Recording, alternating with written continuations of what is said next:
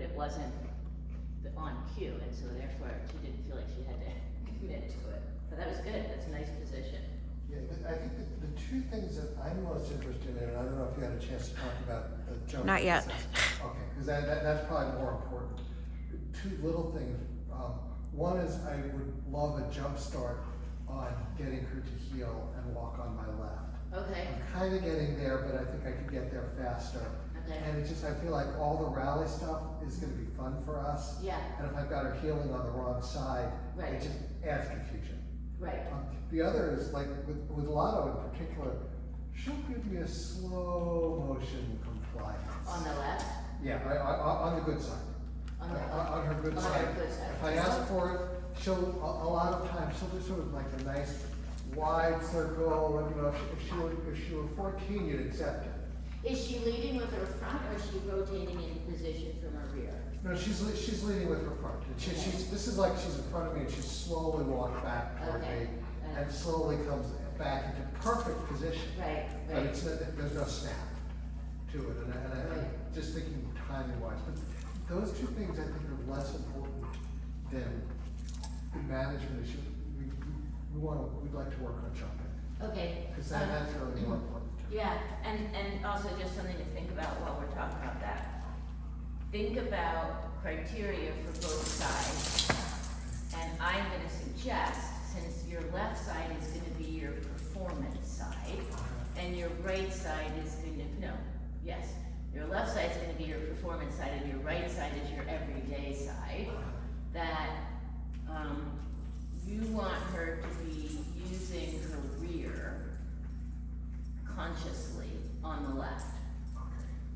Because there's, for example, an exercise in rally where it's a pivot, and so the dog is seated here, and you think of pivot as pivoting on a paper plate, and so the dog is seated here, and then you pivot, and they pivot backwards, and so performance-wise, we want her to, if she were here and you wanted her to get into sight, we want her to be doing it with her rear.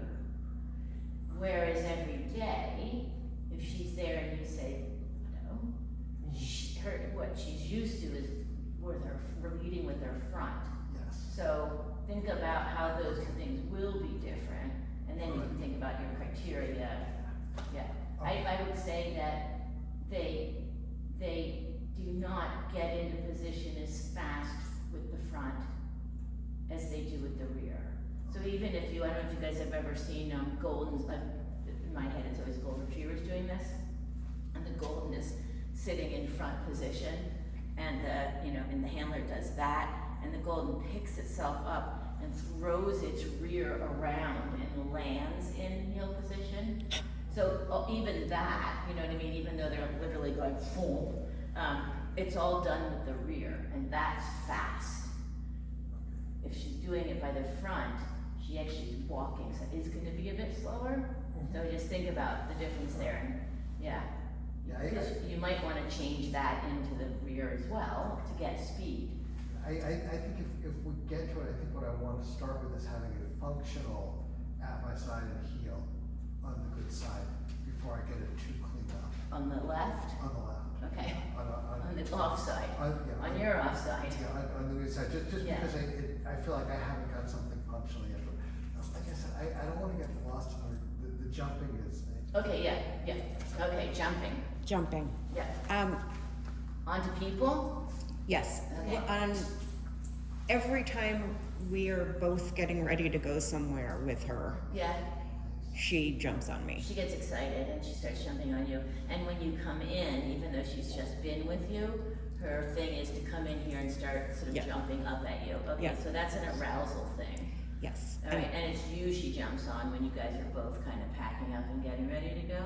Yes, and I would like her to be able not to do that. lie, or to lie down somewhere. Yep. Okay. Not have to, keep telling her to do things Right. while I'm trying to get ready to go.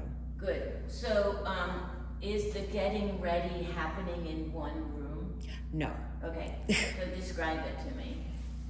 So it's going in and out, sometimes upstairs, downstairs, kitchen, front door. What's telling her that you're getting ready to go? Like other than you just her walking upstairs and downstairs? What do you think? of the Getting signal is? keys and wallets and Okay. her stuff for coming here. Okay, so she'll get excited and start following you around and jumping on you while you're still collecting stuff. Yeah. Right, so you're gonna still keep walking around, okay. So if we were gonna have her hold a position on a mat, for example, we need her, in order to be able to do it for that entire event, we need her to be able to do it from a fairly good distance out of sight for a decent amount of time. Or be shut in her crate, Or be shut in her crate. which is fine with me. As the one who's being jumped on. I don't Yeah. doubt it. So here's what I would say. That can be a training thing, but she's not there yet. Like right now, if during that high arousal state you told her to go on her mat, and then you start going up the stairs, I'm gonna predict she'd break it. In other words, she's not there for that big picture. So that can be trained, and I think it's a fabulous thing to be trained, because I think anything that you train that helps Kipper think during her arousal times, because like that's the biggest challenge, I think, you know, other than like teaching perfect healing. Yeah. That's a big challenge for her, just for her personality. When she gets really excited, it's like, you know, off we go. Yeah. Now, you've done it, like you've demonstrated that you can do it. She used to come in here like a bat out of hell, Yeah. right? And so this time she went out and she stayed. So she can have those changes, and I think that's a very important thing for her to keep learning Yeah. in all the scenarios that her arousal, you know, leads her to do behaviors she'd rather she didn't do. Right. So, I think it's a good thing to teach. I think it's gonna take a little while, and so in the meantime, we do not want her to practice that behavior that she's currently doing, because that's specifically the behavior we don't want her to have fun doing, which she's having a blast. If it wasn't fun, she wouldn't do it, right? And so therefore, management is the step to take when you're not training and you are getting ready to leave. So crate is absolutely what you wanna do, and I would do it not as a result of her having gotten aroused, but before you even, like that becomes a thing, and I think that would actually be helpful for her, because it's enforced rest, and then the cues start falling in place that, oh, they're about to go, but I'm in my crate, but I'm just chilling in my crate, I don't get out of my crate, but they're about to go. So it's really making her, you know, hopefully it won't make her start barking hysterically. We would rather have her say, oh, okay, I'm in here, this is where I'm supposed to be, and they're going to do these things. So she'd have a sense of not following you around that she could then take to make the mat easier. Does that make sense? Mhm. Yeah. Yeah, so that's what I would do. Now, so how do we teach the going to the mat? How good is she at, I know she goes and lays down if she's not too distracted, but how good is she at holding it, and how good is she at distractions? Like, where is she with duration and distractions and distance? Because then we need all those things. Yeah, we haven't done enough work on duration and distraction for her to be really reliable. Okay. So if she's on her mat and something interesting happens. She gets up. Yeah, I can, when she was at the door here, if I've got her in a stay, Yeah, mat not involved, her stay is pretty good, and I think I could have actually walked around the room, and when she starts jumping on me, if I can get her into a mode where she's thinking about a cue, yeah. she can stay and she can handle it, but not on a mat, and I think we're a long way away from the kind of downstay that she would need with arousal and distraction. Yeah, That you- could be useful. You could have walked around the room but not gone over and taken treats out of the box. Right, I'm thinking, or if you had done something interesting, she probably would have broken it, which is fine. I mean, you know, we don't expect them, just because they can do one thing, we don't expect them to be able to do the next right away.